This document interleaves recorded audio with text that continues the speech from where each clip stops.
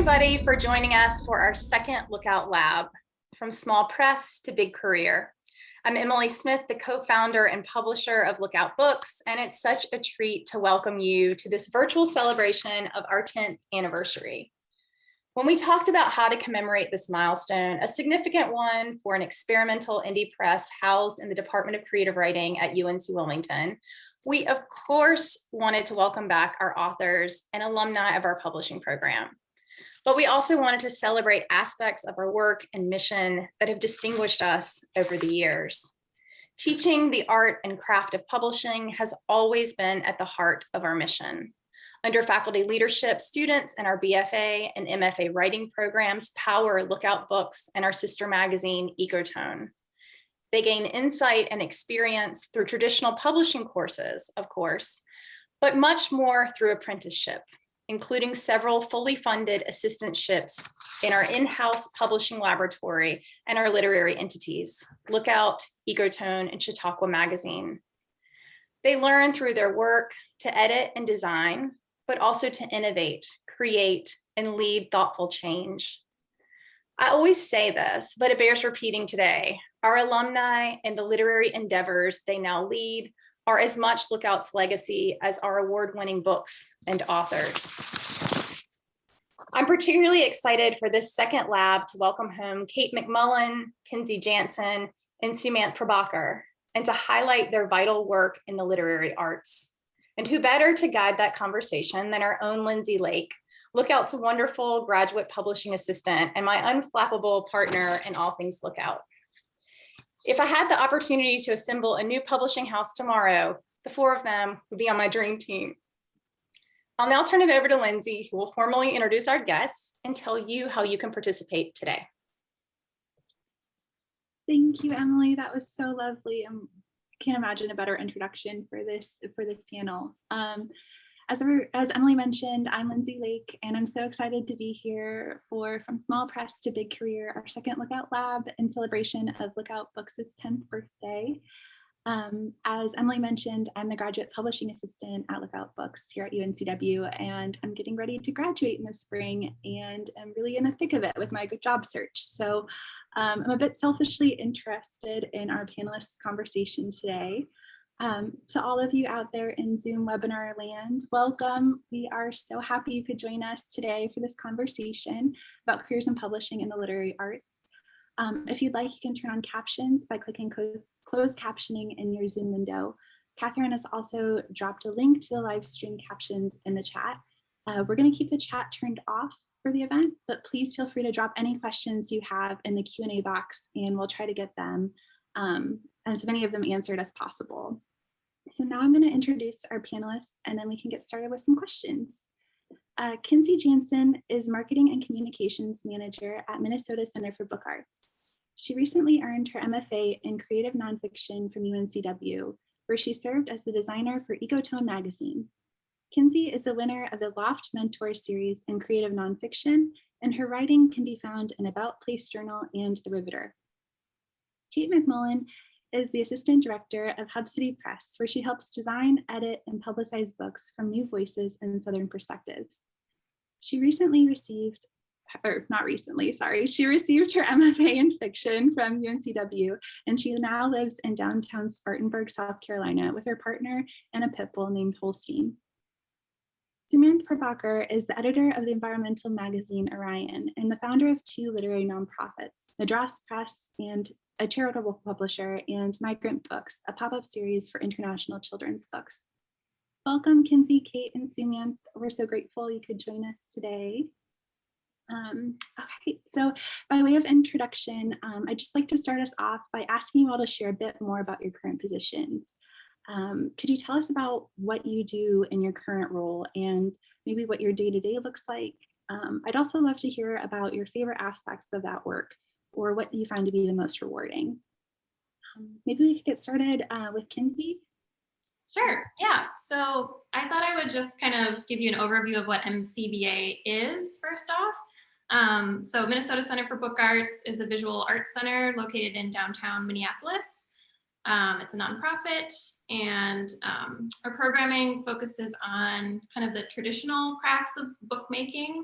So we have letterpress printing, paper making, bookbinding, studios. We have a gallery space to exhibit some, work by book artists, and we have a shop that is kind of book arts focused or adjacent with, art materials for sale, books for sale, all bookish things. So it's my job to promote all of those, the classes that we're running and the events and the exhibitions. So I write and design print materials and digital materials, more so the digital over the past year. And anything from e-newsletters to invitations to special events and exhibitions, the content of our website, all of our social media. And one thing that I have found really rewarding lately is I've actually been kind of dipping over into the fundraising side of things too, which in nonprofit ease is development. So we were garnering donations for a program recently that I just found to be really rewarding to kind of watch play out. It was a free program for under-resourced schools to learn about letterpress printing through this virtual lesson. And they actually got to print, or we printed for them like a class motto that they got to choose. And then we sent them the prints. So it was pretty moving to see classes choose things like Black Lives Matter over the last year.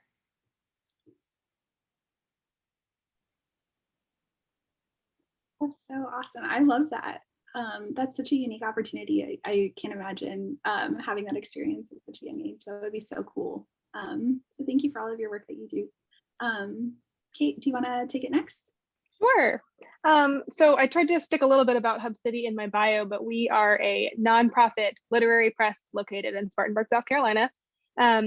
Currently, the full-time folks are me and Meg Reed, who is our director, and a fantastic person who also came through UNCW and the Pub Lab.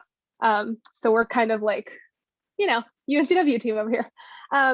I am the assistant director of Hub City Press, and I've been here since 2017 when I graduated from UNCW. I was lucky enough to get a job kind of right out the gate, which is crazy. And I find myself like pinching myself every day. Because there's just two of us full time, we work with a lot of like contract folks, and I know I'll talk about that later, I think. But we wear quite a lot of hats here. So I am a book designer, a publicist. I do graphics and ads. I do we're also, because we're a nonprofit, we have a nonprofit literary outreach arm that does workshop programming. It runs a writers conference in the summer, which we had to fully cancel last year, and this year will be virtual. So I help out with that kind of stuff, booking workshops, that kind of thing. And so my day-to-day is always kind of different. But the stuff I love the most, I book author tours too, and the stuff I love the most, I really love interior book design. And like a really good day for me is when I get to like thread a manuscript into layout and just like spend the whole day doing that. But I do really love getting to wear so many hats and do so much, kind of different stuff. So it's never boring, which is amazing. And we work so closely with authors. We do like maybe 6 to 8 books a year. And our seasons are like 3 books at a time. And I really get to work, very directly with authors. And we always end up such good friends at the end of it, when they kind of cycle into backlist. I feel like I've gotten to know them really well. And we have sort of like an author family here. And that's just been such a rewarding part of working at a small boutique press. Thank you. Sumanth, do you want to share a Sure. little bit about your work? Yeah. I'm the editor of Orion, which is, I guess, makes me the third nonprofit employee in the room. We're a nonprofit environmental magazine. It's a pretty old publication. It's been around almost 40 years, I think, and historically has been based out of Western Massachusetts, where I live. It's a rather small team, not too far from the Hub City size, I would say. We've got maybe 8 full-time people, and a handful of part-timers and freelancers. And so the job description of an editor is a bit of a misnomer. You know, we're editing, but I'm also kind of a de facto art director, and there's a bit of marketing work that we all sort of pitch in to do as well, to put the magazine together and help distribute it. And it's hard for me to pin down one specific thing that is my favorite, because it just feels like a dream. Like, it feels like I was like shopping for shoes online and somebody was like, I like the way you shop for shoes, and I'm gonna pay you to shop for shoes all day. And that's a super cool thing to happen. We get to play all day. So once we get into specifics, I'm sure you'll see me light up at certain moments, but it's all really, really great. I can't imagine a better metaphor or simile for finding your dream job, just shopping for shoes online and like the way you shop for shoes. It's brilliant. And thank you all for sharing a little bit about what you do. It's so fun to hear that you all kind of wear different hats. So I'm excited to kind of dive in a little bit more.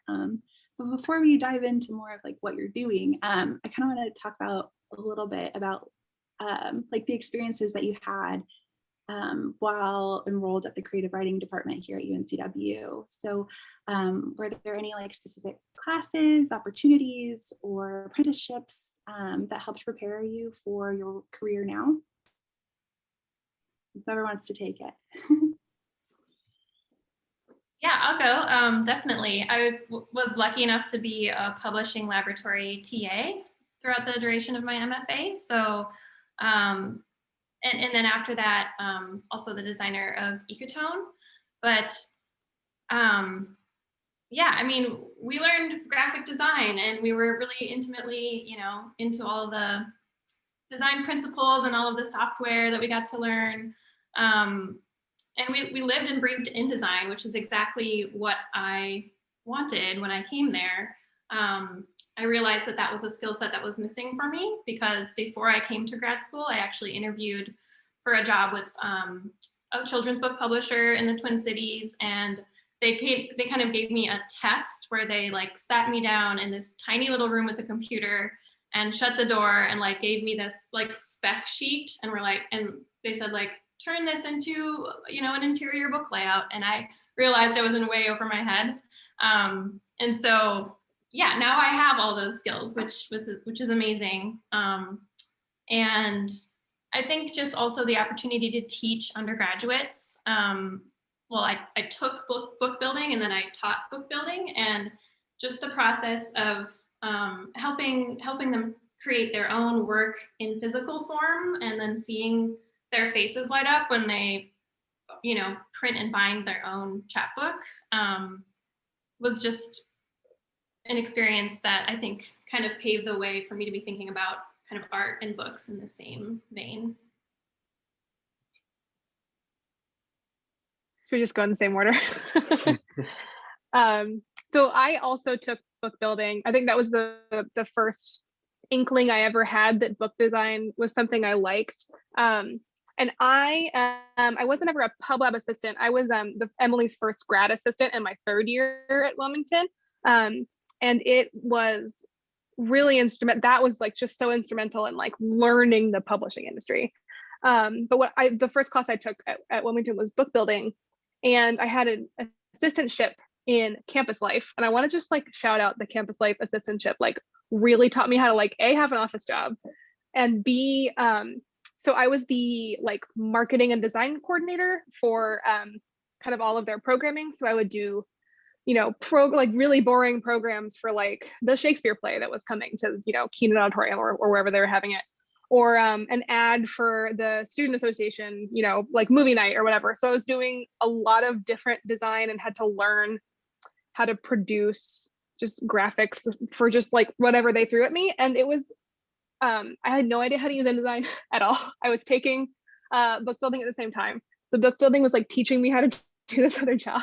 And then when we got to, we would learn about like typography and all the cool stuff that you learn in book building. And then we got to the like chapbook production point, the final project where you produce a chapbook of your own work, which was so fun. And I had way more fun doing the interior layout than I did the cover. And it's just like a dream to get to continue to do that here. So like just wild that I get to keep doing that. But then Emily came in and talked to us about the Lookout practicum, which is of course like the teaching press part of Lookout. And I think I took it every single semester the rest of the time I was there. So I watched Honey from the Lion finish up. I worked all the way through We Show What We Have Learned, and then started with Trespass. And Kinzy and I think, did we overlap 2 years or 1 year? Can't remember, but either way. One, I don't know. Yeah, I don't remember. But we got to work on Trespass together, which was fun. And I sort of helped like the team of people who were threading that book as the grad assistant that year. And it was just like such a good time. And I realized sort of by the end, I was like, I think I have to do this for a job. And I really have to say, like, Lookout very much prepared me for going to look for a job, which I know we'll talk about later. Yeah, the publishing stuff, like I threw myself in really hard, and I'm so glad I did. And there's just so many good opportunities there to like get your feet wet and try stuff. It's really interesting to hear you both talk about how prepared you felt for like grown-up life after your experience there, because my experience, obviously I came through the lab much earlier than either of you. I think I was the second generation of students to go through, and the infrastructure was still sort of developing back then, and so it was a slightly more autonomous experience, I think. Looking back on it, it reminds me of like, those colleges where you got like an emoji instead of a grade, and then you graduate with like a multi-hyphenate degree, and you're just like, okay, I want to like be Miranda July. Can somebody make that happen? And it like never happens. And so we had this amazing playground for 2.5 years, and then my wife and I moved up to Boston, and we were going to switch, so I would work and she'd go to school, and I was like, okay, Boston, like I know I had this like soup to nuts like aerial perspective of the publishing workflow. Like I can like pitch, conceive, acquire, develop, design, print, publicize, and like package and sell a book. So I was like, Boston, give me my job. Like I need my job right now. And Boston was like, I'm not going to do that. Boston was like, not only am I not going to do that, but I'm actually going to shut down the entire publishing industry and consolidate everything in New York and London. And so it was a bit of a rude awakening, but I actually I loved how high my expectations were set because of my experience in the Pub Lab, because I wasn't really able ever to be comfortable in the sort of handful of pigeonholed jobs that were available anymore after that. And it kind of forced me to do my own thing, to stay interested and engaged. We can talk about like entrepreneurial efforts and stuff, but by far that's been like the most important professional experience I've ever had is sitting in my living room and doing stuff late into the night by myself. That, yeah, instrumental is an understatement, I would say.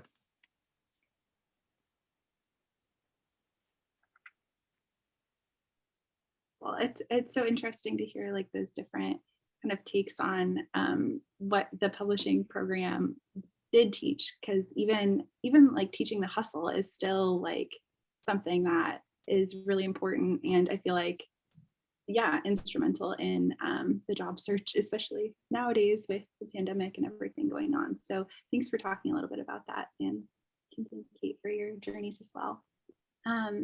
So could you talk a little bit more about that actually, like getting your, finding your footing in publishing after completing your degree? What was your job search process like? Were you seeking anything in a first job that you did or did not find? Yeah, I'm just interested to hear kind of how that journey went. I know Sumanth kind of started us off a little bit, but yeah, we could dive into that. I may jump in here because my job search was incredibly easy, and I always balk personally at the like breaking into publishing term, because I think my time at Lookout and like knowing Emily specifically really set me up to end up at Hub City. Emily is a friend of Betsy Teeter, who is the founder of Hub City. Meg went to UNCW. They know that Lookout exists. They know that the students they put out are good at their jobs or their eventual jobs. And I was applying, I applied, I wanted to be in indie publishing because I wanted to wear all the hats, I wanted it to be as close. Samantha, like what you said about like high expectations, right? Like I wanted it to be as close to Lookout as possible because I just loved it so much. And so I was applying at like Milkweed and Grey Wolf and Coffee House and Catapult and all these places, and like getting little social media tests and like making a graphic of a Toni Morrison quote or something. And then after class one day, Emily said that Hub City is going to be hiring. And I applied and I interviewed with Meg and I got the job in April before I graduated. It happened really fast. I can talk a little bit about the interview later, and just like it all felt like it was clicking. And I'm also, from North Carolina, I'm Southern. When I met Betsy for the first time, because I went to a distributor meeting with Emily, we were at Lookout at the time was being distributed by the same distributor as Hub City. So I met Betsy, and Betsy said, "What do you want to do when you graduate?" And I said, "I want to stay in the South and I want to work in indie publishing." And there's one place to do, there's a couple, but there's like one really, obvious place to do that, which is like, "Hi Betsy, I want to work for you." And it ended up working out. And I just feel so lucky, and it's just like all kind of clicked. And I don't know if that happens as much. So that other people like really, I just I feel so lucky, and it's because of Lookout, but also just because Lookout really taught me to look for exactly what I wanted. Yeah, I'll jump in. I think it's more so mine was a place-based search. So I knew that I wanted to move back to Minneapolis, St. Paul area, which I had lived in prior to my MFA. And there's only a couple of like publishing hubs in the US, right? And Minneapolis is one of them. So I knew I wanted to move back to the Twin Cities. I had a good like literary network kind of built up here, because I had gone through the Loft Literary Center's mentorship program, which was kind of an emerging writers program where you just meet people. And I kind of knew some people who worked in different presses, but then this MCBA job came up and I was like, well, this kind of marries the two things that I'm thinking about, because I didn't want to give up the design side of things. So it was like, okay, my word brain and my visual brain seemed to be coming together in this job. And yeah, I got the job. And at the time, it was actually a part-time job, which was really kind of appealing to me because I didn't really know much about the nonprofit world. I wasn't sure, like for sure, that I wanted to work here. So then, it turned into a full-time job and it ended up working out really well. But yeah, I'm just also really thankful to work in, it's actually, so MCBA is located in a building called Open Book. And the tenants of Open Book are Milkweed, the Loft Literary Center, and us. So it's like this hub. And I think just like, I just feel an energy being there. I mean, I'm not there right now, but we will return. So, and I think I just, in terms of the logistics of looking for a job, for that particular one, it was like a nonprofit job board. For me, it was it was a really interesting lesson in what you can and can't really control. You sort of I don't know, it's a bit of a crazy thing to want to work in literary publishing outside of New York and London. It's like, I want to be an actor, but I want to live in Ottawa. Like there's probably like two people who got that, and great for them, but it's a little bit of a tough ask for the rest of us. And so um I believe so wholeheartedly in the sort of entrepreneurial spirit that the pub lab, at least during my time, kind of fostered, the feeling that like you can, like, there's no magic to making a book. Like you can learn every single square inch of the process and do it yourself. um and there's no, like, you know I don't know, it kind of does away with white coat syndrome, which I really appreciated. And so I was able to start my own little project out of my living room. And what was great about that is it sort of became like a 9-year internship, basically. And I could kind of, I had in mind a place where I wanted to be eventually, somehow, um, which was developing content with great authors. Somehow, like how do you get to that? How do you get to that point when you're living in Boston or now in middle of nowhere, Massachusetts, which is where we are at the moment, and you end up having so much more control over how you position yourself as uh, as like a suitable candidate for that sort of position when you're able to create the product yourself, as opposed to putting in an internship at some amazing publisher where you make great connections, but you don't always necessarily get to own the work that you really want to own. And so that it's a weird thing, because so much of it was within my control, and yet so much of it was out of my control. Like, probably if I'd never worked with Ecotone and with David Gessner, probably I wouldn't be here right now. Actually, I shouldn't say probably, certainly I wouldn't. Ecotone was um, is, in many ways it looked to Orion as an influence, and it kind of introduced me to the magazine and eventually to the staff. And so it's just a weird mix of like being in the right being able to say yes to opportunities when they arise, despite you having done nothing to create them, but also having a little corner of your own world that you can kind of uh, protect and not have to um, worry about marketability and stuff like that. So um, I'm gonna cut myself off there. I don't want to take up too much time. You weren't taking up too much time at all, and I think that's so fascinating. And just to back up, just so everyone's on the same page, David Gessner is the founder of Ecotone, and I think the first editor.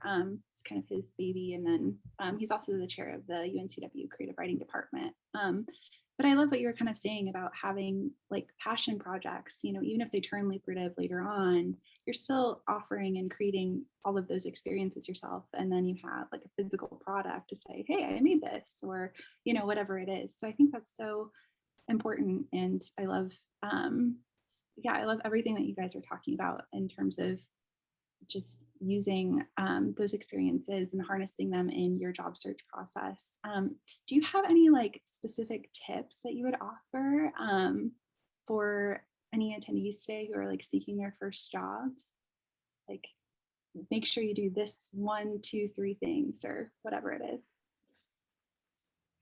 The thing I loved about my campus life job is that they're very focused on like job placement and that kind of thing, and like giving students, especially undergrad students, like life skills in adult land. And I sat in on a lot of interviews, and I think if you can like sit in on some interviews, like it's just so helpful. It's so helpful, like if you haven't done a lot of them before for like serious jobs, just like kind of knowing what the etiquette is like, even, like I'd interviewed for like lifeguarding jobs, right? Like, I don't know.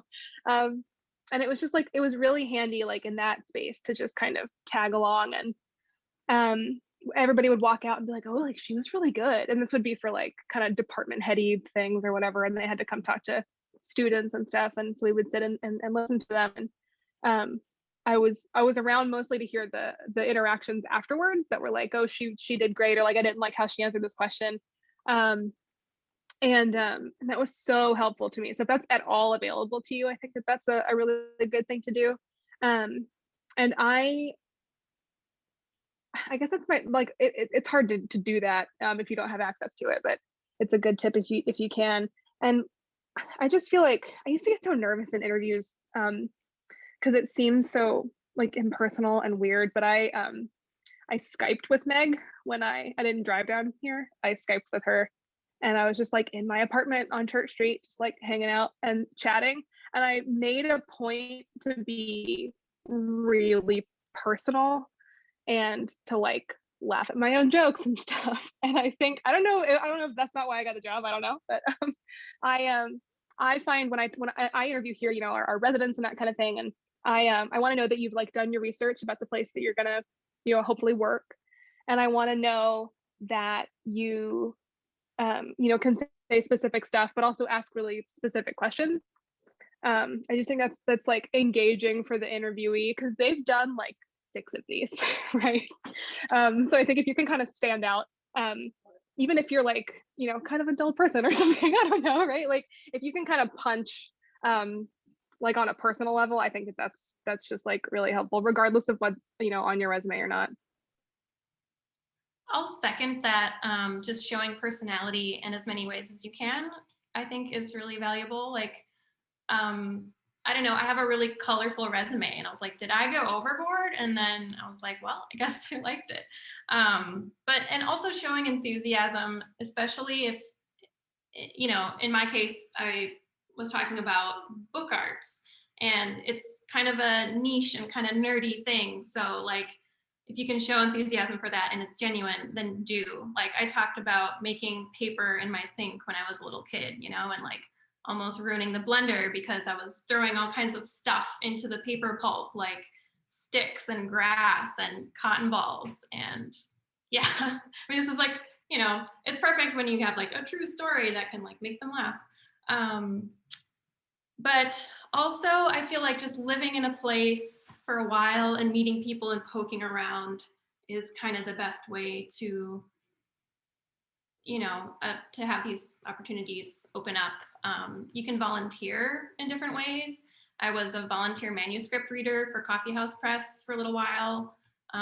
When I worked on The Riveter, I edited Grey Wolf titles. And I know I don't work at Grey Wolf or Coffee House right now, but I just feel like it's all kind of swimming in the same world. And also in your interview, if they ask you your opinion on something and they genuinely want to hear, you know, what you have to say, I would, you know, don't hold back. I think one of the questions was, what do you think about our website? When I interviewed, and I was like, well, I think it's a little wordy. And, you know, I had kind of these, I was like, this is how I would change it. And sometimes they're looking to shake things up, you know, they don't necessarily want to be like flattered all the time. That's my 2 cents. And we're still working on the website, by the way, so. I don't know that I have so much advice. I feel like the best thing that I did and continue to do for myself is to just surround myself with intelligent people at every possible opportunity. And there's nothing better than being the dumbest person in the room. It's a really good feeling.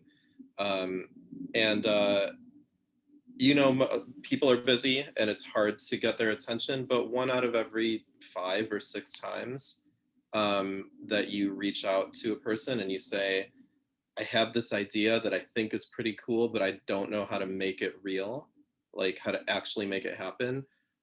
Once in a while, somebody's going to say, I would love to talk to you about that, right? Like Fiona McRae, who runs Grey Wolf,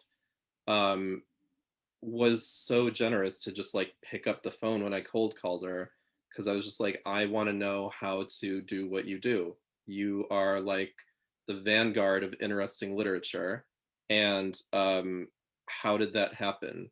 And to be able to have 5 minutes or 10 minutes of time with somebody like that, or somebody like David Remnick or whatever, these people who you think are like totally protected and you'll never get access to them, they actually love supporting the next generation of people who are going to eventually make them obsolete. Like, that literally nothing makes them happier.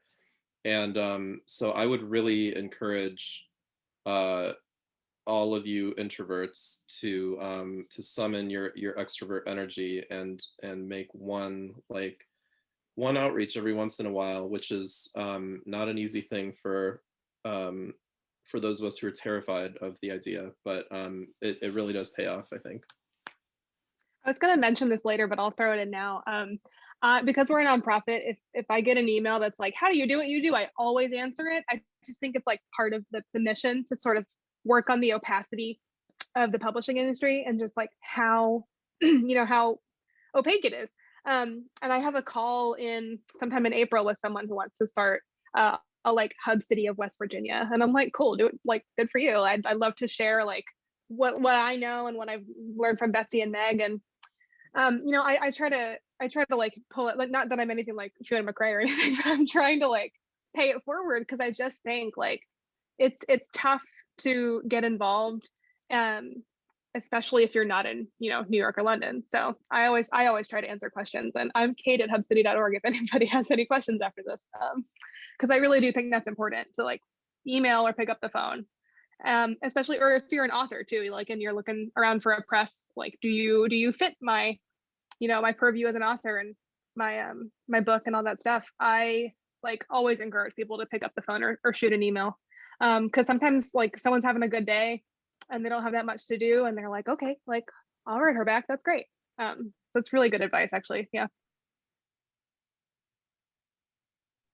I love that idea of like the informational interview, or just kind of like, calling up someone who you admire, because then it kind of gives them a little bit of like boost as well.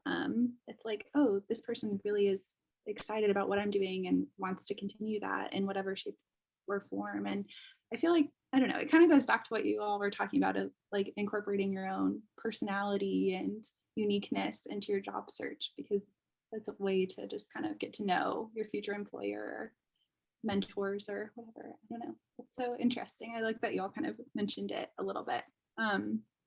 Yeah, so just kind of a little bit switching gears, but I've noticed that you all bring skills, passions, and other things that don't necessarily fit within your job descriptions, or at least when I'm looking at them at first glance, I wouldn't guess that it was part of your job description, but those things inspire your work anyway. I think personally, this is just one of my biggest revelations, probably when I started working for Lookout, like how marketing or other skills from my pre-MFA life could readily translate into publishing work.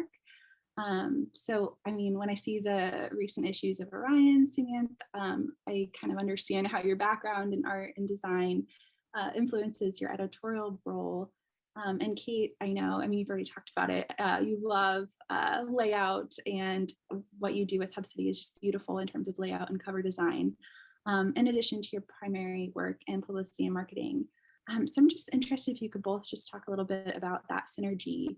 UNCW's publishing program is perhaps unique in that it includes a broad overview of publishing, from design and production to editorial. So how has that range helped you to succeed and innovate in the publishing world?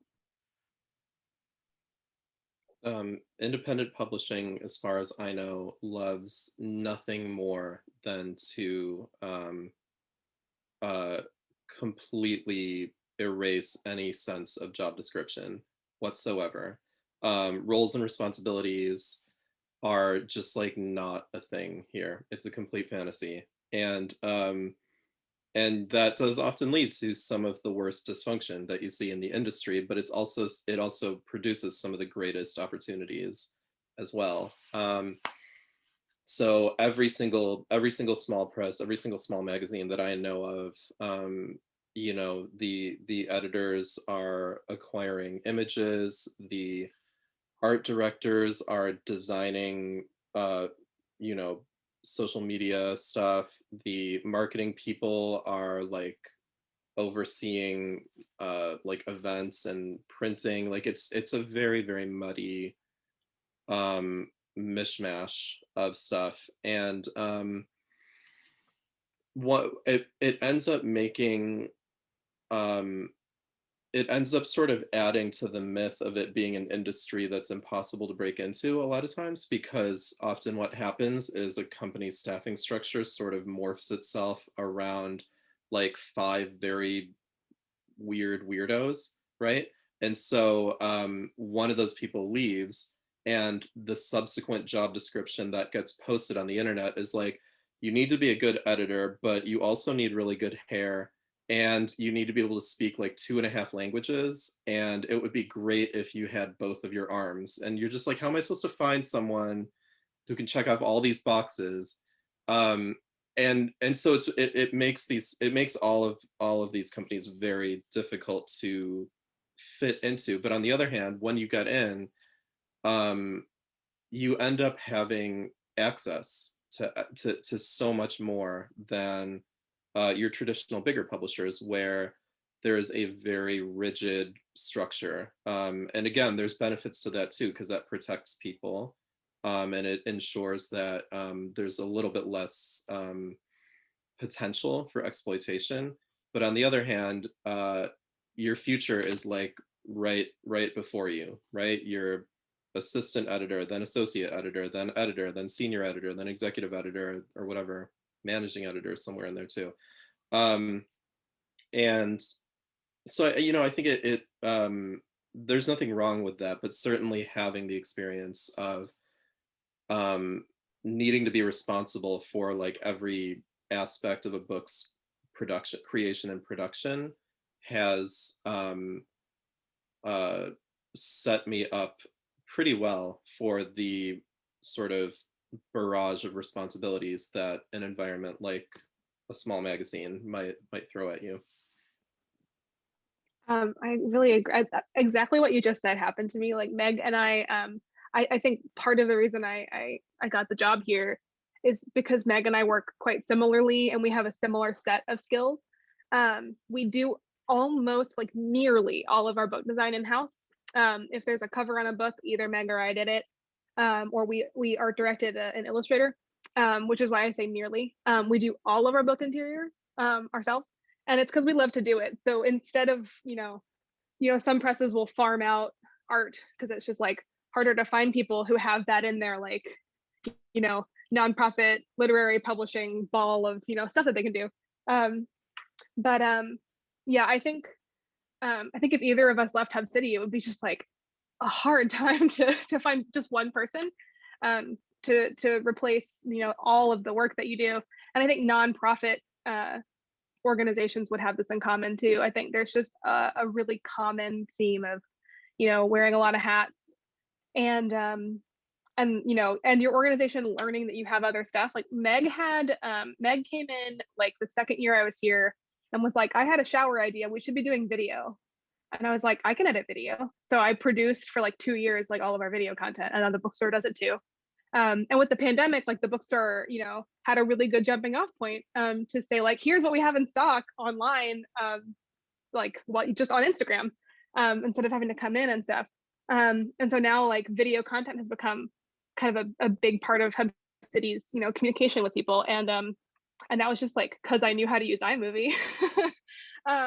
And that kind of stuff just happens, and it can be why like when you get really ingrained in a place, in an org, it's hard to replace you when you leave, but it also makes you really desirable for other people if you want to go somewhere else.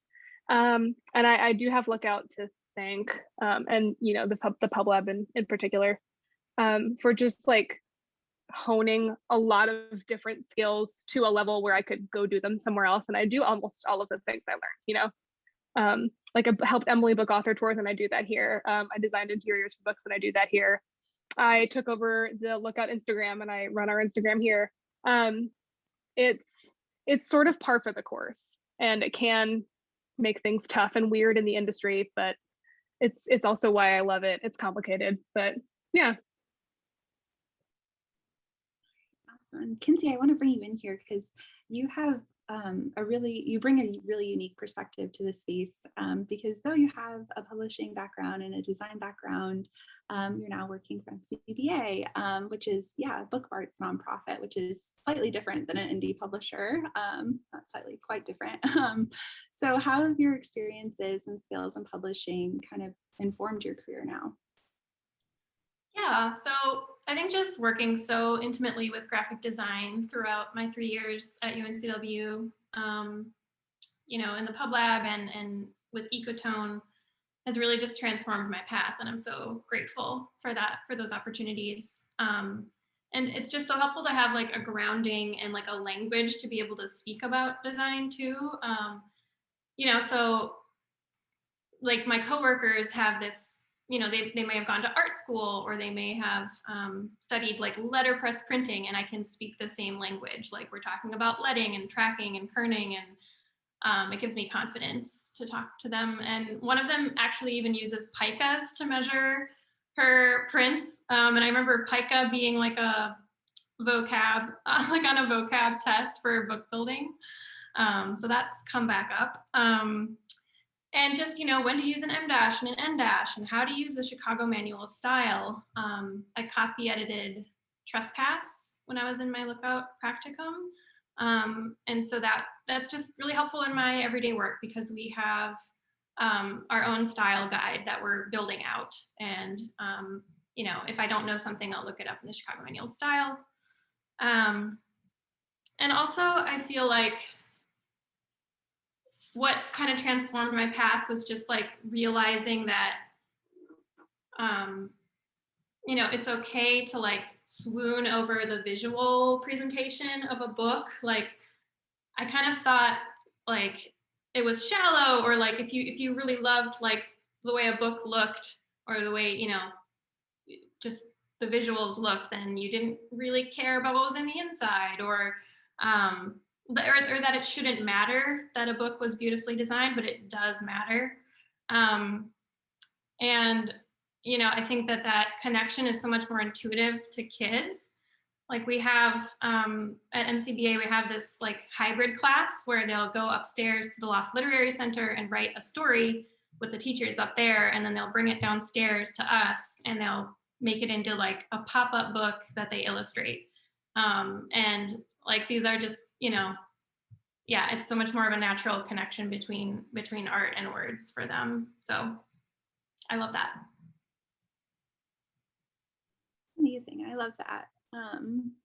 Yeah, and I think that's true. Like, even if you don't go directly into indie publishing, even just, knowing how to copy edit something, or knowing when to use an M dash versus an N dash, that's just going to help you no matter what, in all aspects of your life.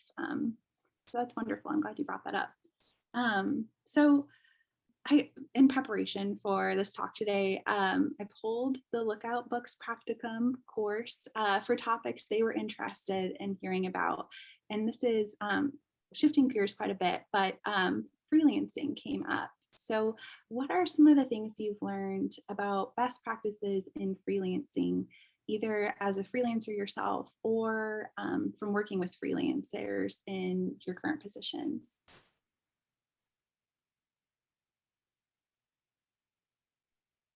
My response is really simple, and that is just say yes to everything. Say yes to every single job that you're offered 100% of the time, no matter what. Just do it, always do it, because you are only as visible as your last job. And the moment that you drop off someone's radar, you've been replaced by someone else, and it's just really, really hard to get someone's attention. It's a very good line of work for someone who is comfortable with lots of communication, and for those of you like me who are a little bit more reserved, it can be difficult, because you might want to take a break and do something else for a few months and then come back, and it doesn't support that personality one bit. You have to just always be able to support your your client or your the employer, you know, to do whatever they need you to do. And it's super exciting, and it allows for some really amazing opportunities, because slowly the employer is going to loosen their definition of what they feel you are and aren't capable of doing. And so you know, I was like, there's a friend of mine is freelancing as an editor and for full-length books. And so he did a bunch of stuff that was pretty dry, and that led to a bunch of stuff that was interesting in a very niche corner of the industry, like very these like well-researched historical biographies or whatever. And people just started giving him work. Like it just accrues more and more. And he's now editing a biography of like Jerry Seinfeld, or I think, and gets to like meet with all these like super famous comedians and hang out with them. And it's just like turned into this whole life kind of. But that never is, you never really earn it by virtue of the work itself. You earn it by virtue of solidifying those relationships by just always being available, which is not the most, I'm probably turning off every single person who's listening from becoming a freelancer. Sorry, can one of you two help fix this? This is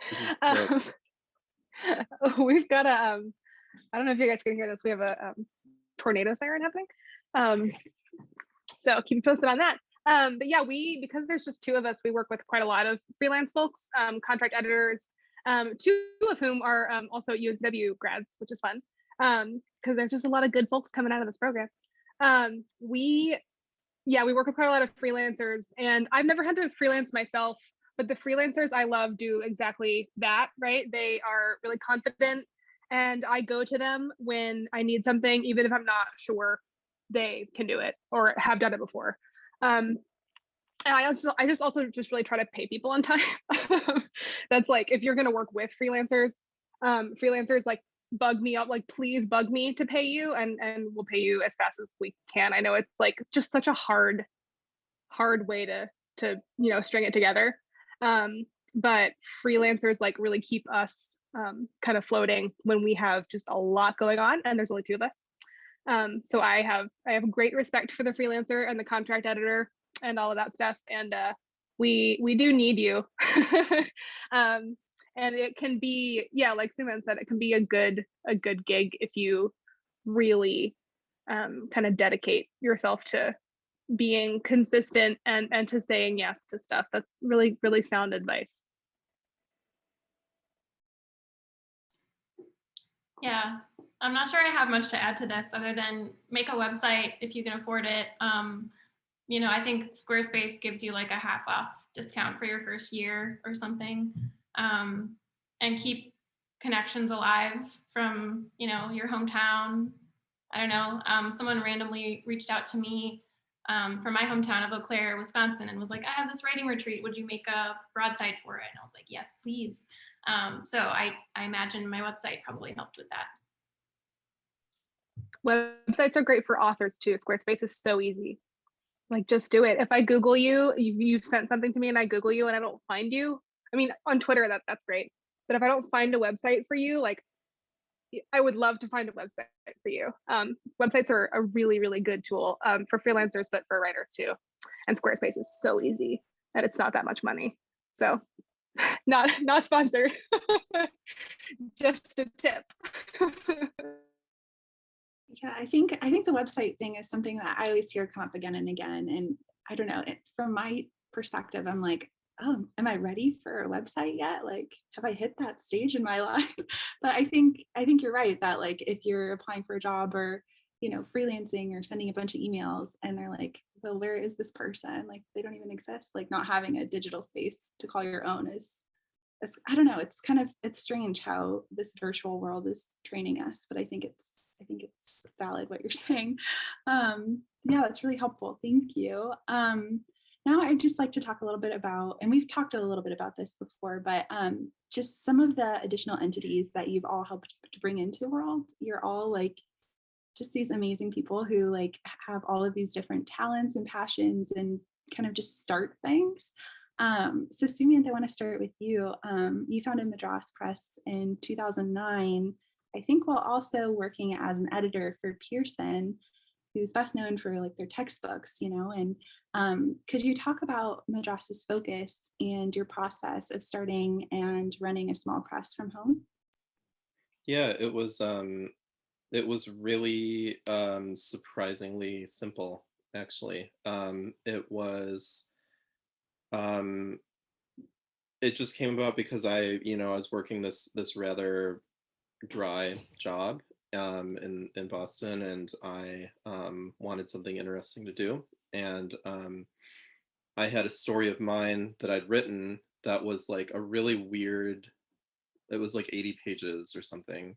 And I was just like, I'm not going to bother trying to persuade somebody who's never met me before to like change their whole infrastructure to accommodate this thing that doesn't fit the distribution channels.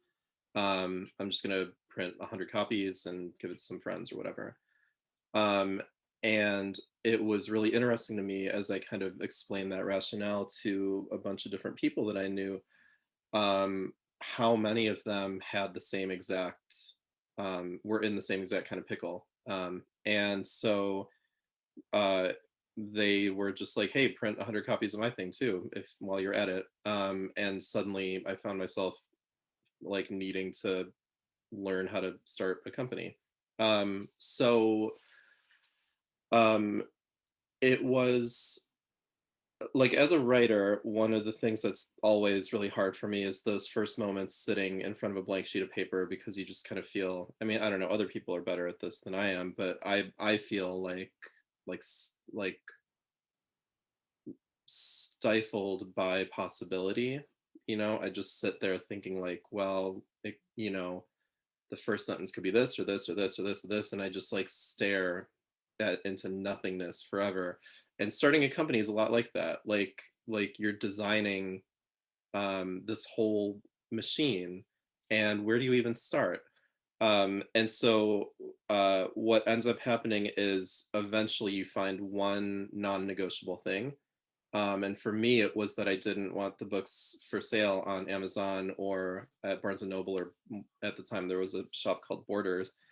I just wanted it only at small independent bookstores. And it was just like a domino effect after that, because you make one decision like that, and immediately there's 5 things you have to do, right? Immediately that you can't you can't work with big distributors, because you need a certain amount of control over where the books end up, and big distributors don't allow such control for such a tiny little project.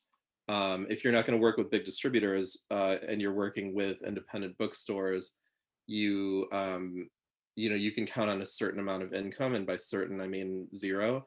And so that changes everything too. Suddenly you realize like this is never going to be a job, it's always going to be for fun. And that changes how certain decisions are made. And it's just like one thing, like one decision up front makes everything else, it informs how every other decision is made. And so it was a lot of like, I don't know, like I think a lot about David Lynch and his book on the creative process, and he has this really uh, unrealistic but beautiful image of the creative process as just sitting before a dark pool and like waiting for something to surface. And that was that process for me in a lot of ways. Like you just sit and sit and sit and sit, and eventually something clicks where you feel like, well, I guess I need this to be this way. And that's like the first sentence of your story. And suddenly everything else writes itself. And it was surprisingly simple after that for me. And one of the things that was really fun about being able to keep it small is that it allowed the books to be really cute. The books, it's hard to produce cute books on a mass scale. and when you produce cute books, people really enjoy the experience of holding them and keeping them and giving them to other people, and that opens up possibilities to work with authors whom you would have a difficult time approaching otherwise. And so there was a lot of there were a lot of things that I credit to that one initial decision to just keep it small and keep it simple. So I don't know. Does that answer your question?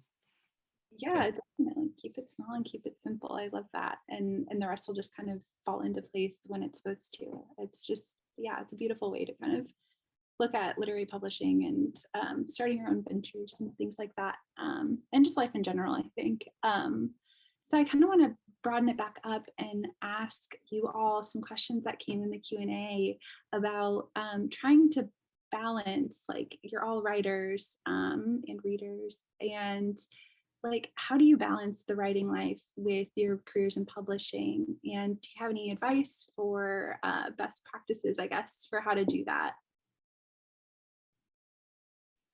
I hope you guys have advice because I really don't.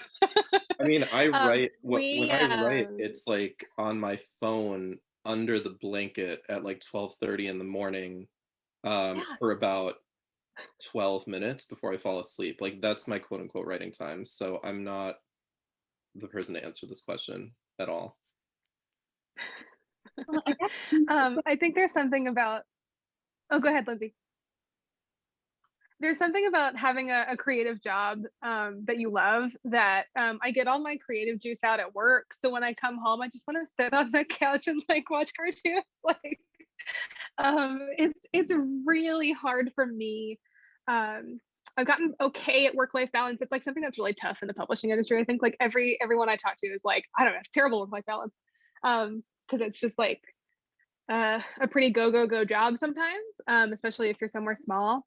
But yeah, I when I first got here, I was doing great. And I was shopping my my novel around and like trying it out. And I think a lot of it was I heard back from agents and they were like, cool, but no. And I didn't want to write anything else, and I didn't want to revise this other thing. And I was really starting to get a foothold here and feel comfortable and confident in my job, which can take a while, even if you're comfortable, you know. Like, and you know what you're doing. You got hired for a reason. Yeah, it's tough. I had a writing group here for a while. Had a writing group of UNCW cohort folks for a while. There's always just something that kicks the momentum out of it for me. And I'm such a momentum person. You know, like if it's going really great, you wanna try, and if it's not, and you don't have ideas. As a fiction writer, like I have to have ideas because I don't write about real things. I write about like semi-real things. And it can be tough.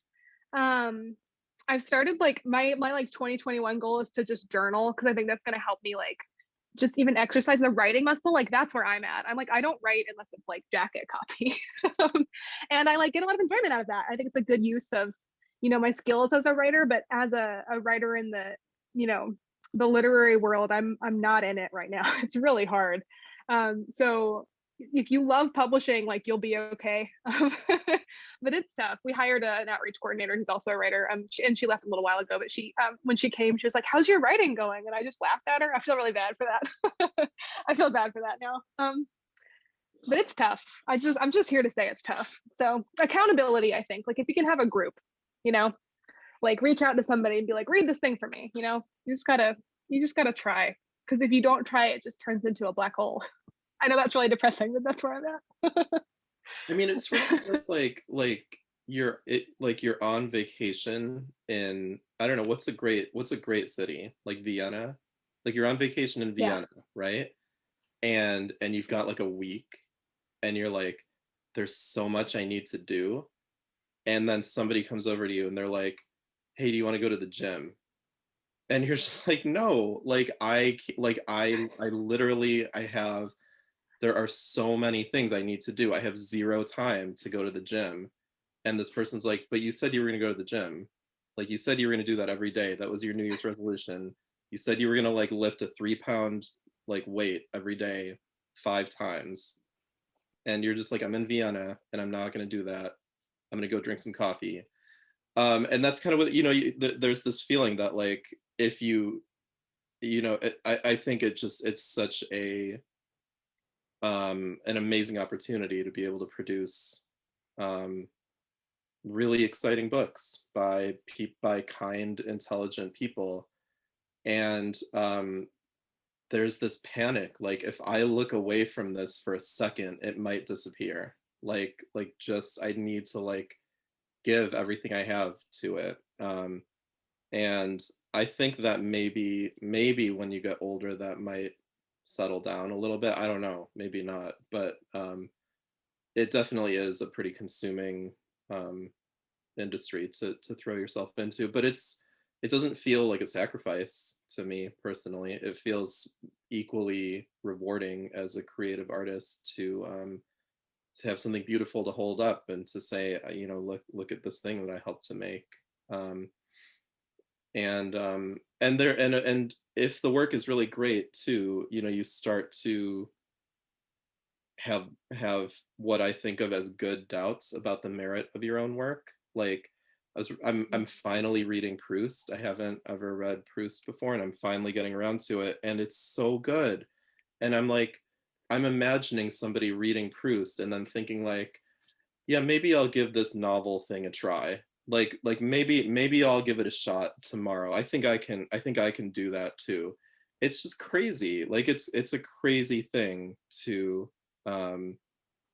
want to do, to presume to be able to do. So it's definitely changed how ambitious I am as a writer, but I think for the better, even if it's made me a lot less productive. I might Kinzy, tell me you're writing. Yeah, no, here's what I'll say. The pandemic situation has just made my kind of word brain go into hibernation. I feel like I'm living through something and I'm storing up things in my subconscious that I think I will write about later.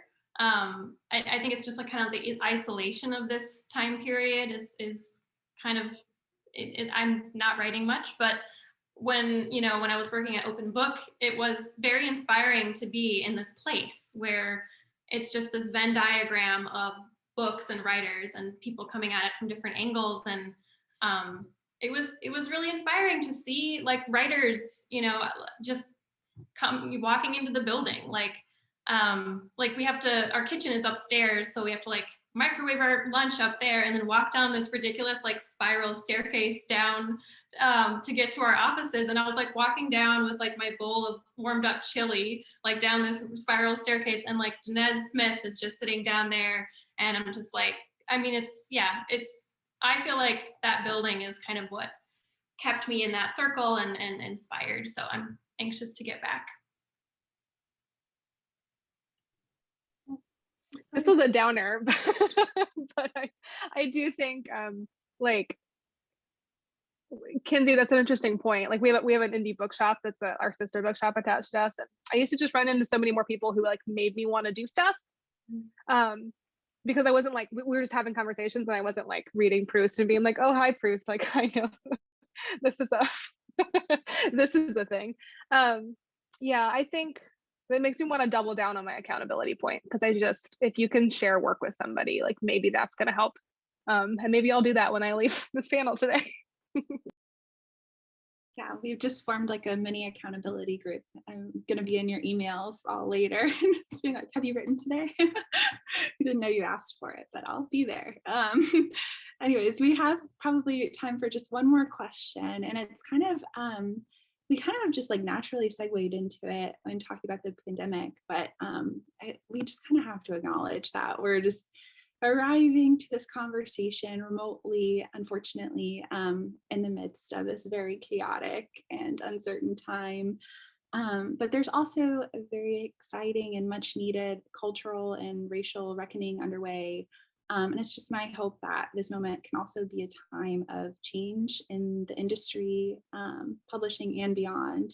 So I guess I'm curious to know, like, how has this past year or so changed how you approach and think about your work as an editor, a curator, a narrator, a writer, just all of your different hats? I'm going to jump right in here.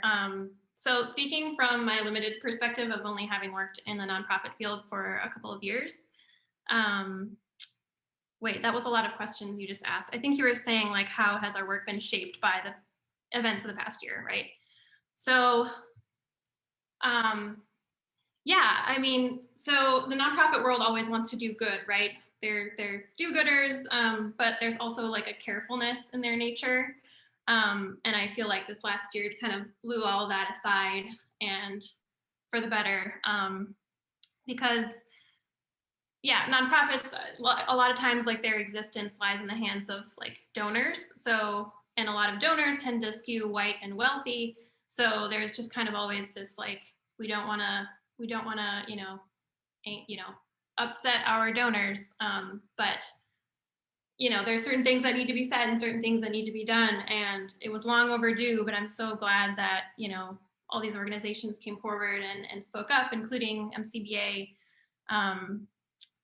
And, we kind of changed our whole approach to exhibitions. So because people can't come into our space, we are really making use of the windows. We have a ton of like window space on the outside of, facing outwards. And a day after George Floyd was murdered, my coworker like letterpress printed these prints that said like George Floyd, his name is George Floyd and his life matters. And it was just like hundreds of prints on the, front of our windows. And that felt really good. And since then we've just been trying to do more of that.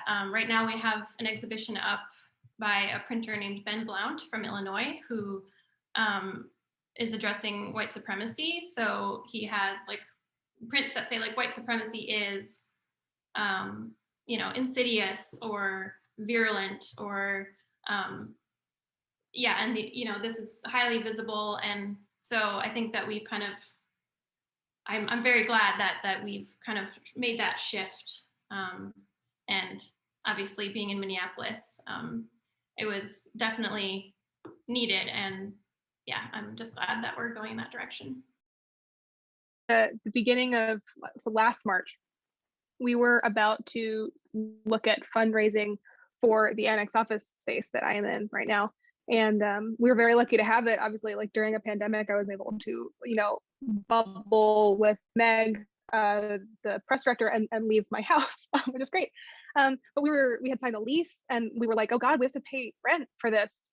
And just like what Sumanth said, like how do we make sure that our donors, we have quite a large like local base of donors. And, I think that us being in town with them really made them, show up. It's crazy. We raised quite a bit of money to renovate the space for us. I guess because people realized like, oh, maybe they'll need somewhere to go. We were working out in the back of the bookshop. And there are quite a lot of us now because the bookshop has quite a few employees. There's outreach employees now. So we were really lucky to even like get a new house basically at the start of this thing. And then we very quickly pivoted to lots of video content. When the book tours kind of fell apart, our 2020 season shifted really quickly to virtual events and making sure that our two big books, we had a book come out on March 10th, and it just, it was really hard to get anybody to read it or know that it existed. So the other two we worked super hard on, and it really, I think, kind of like drew us together as a pair of people who can make a book heard, make a book be noticed. The best thing to hear is I've seen this book everywhere, and I was so worried that wasn't going to happen. And we published The Prettiest Star by Carter Sickles, which is this blue band book right behind me, and got a bunch of new outlets that had never reviewed us before, which is in part to the merit of the book, which is just an amazing book. But there seemed to be some kind of vacuum where everybody wanted to look at books from different places. And The Prettiest Star is about the AIDS pandemic in the 80s. And it's about a young man who goes home from New York to die in his rural town in Appalachia. And I think that really resonated with folks. I think that people were looking for stuff that wasn't about them. But I also think it's helped us really sort of rewrite or hone what we're looking for as a press. We're two white women. And so I'm really proud to say that our spring season is entirely writers of color, which is fantastic. We're trying really hard to just signal, and our board is also doing this. We're doing like D&I stuff. We are working with the community to give Black and Latinx people in our community. We're about 50% Black in Spartanburg, which is the Black population here. So we are, working on programs with the bookshop and the press to try to, sorry, I just lost my train of thought. Like I said, the publishing industry is really opaque, and so is book selling. And so we're trying to create a scholarship program that will help people of color, students, high school students of color, work in the bookshop, work for the press, know what it's like, know that this is a job opportunity you can have if you're interested in it. And we have a donor who's going to pay for that. People have really stepped up, and we're trying to pay it forward by, creating initiatives that will create spaces in publishing for people who aren't white. I was reminded by Meg today of a stat from the New York Times that even in 2018, the amount of books by white folks that were published was about 89% of all books, which is just a travesty. And it's been like the pandemic and this sort of like awakening of white publishers are really tied together for me, because for Hub City, I think we've been unshackled a little bit in how we're in a pretty red place, right? So we've been unshackled a lot about how we talk about what we want to do and how to really make it happen. So it's been really a really special time to work here, and really tough. I want to be hopeful that when the pandemic is hopefully over, and when we've all kind of gone through this time, we'll come out of it feeling really motivated to connect and to give people space. Being in the South and publishing only Southern writers, I think we have a really special and like important, unique opportunity to uplift, voices that aren't heard as much. And we're trying really hard, and it's just been a really interesting year. But I think it's going to get better. I really hope so.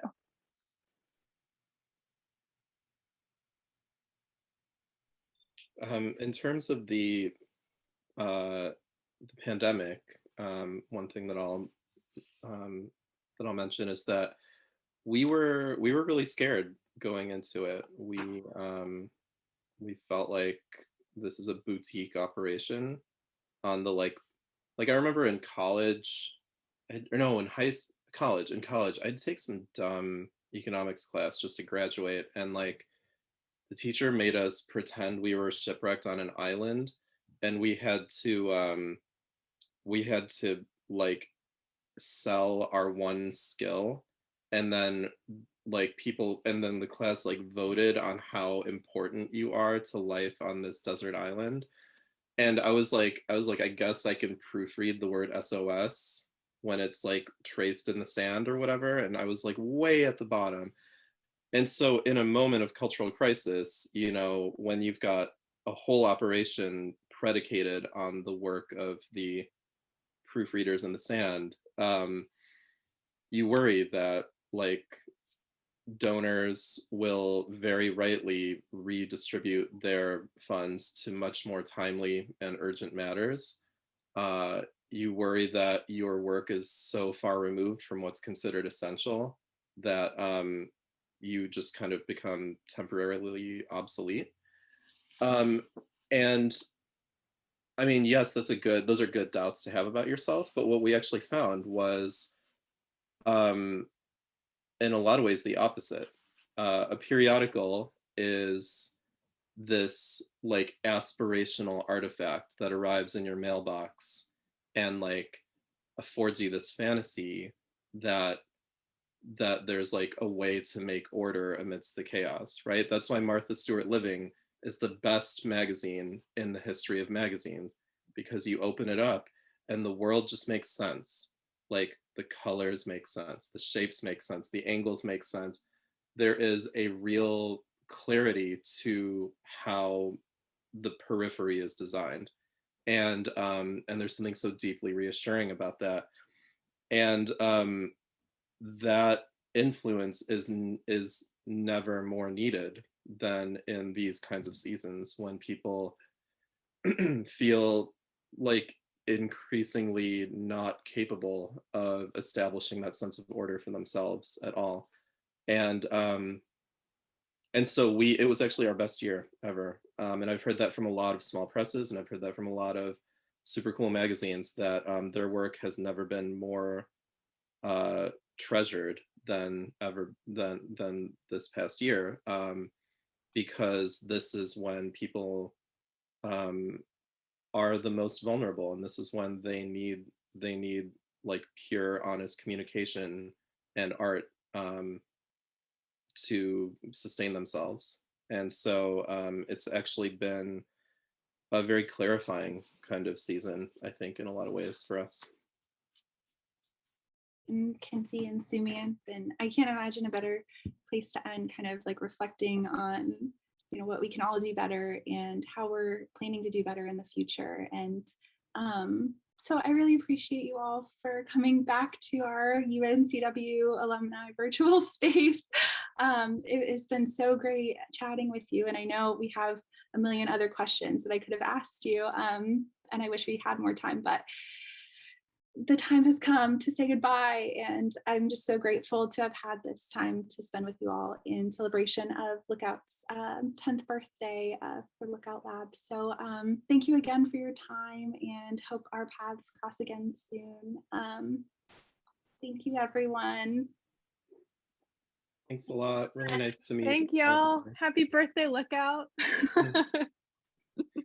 Yeah, thanks, Emily. This is great. Yep. I know you're invisible now, but thanks. Yep. Thanks, Emily. We love you.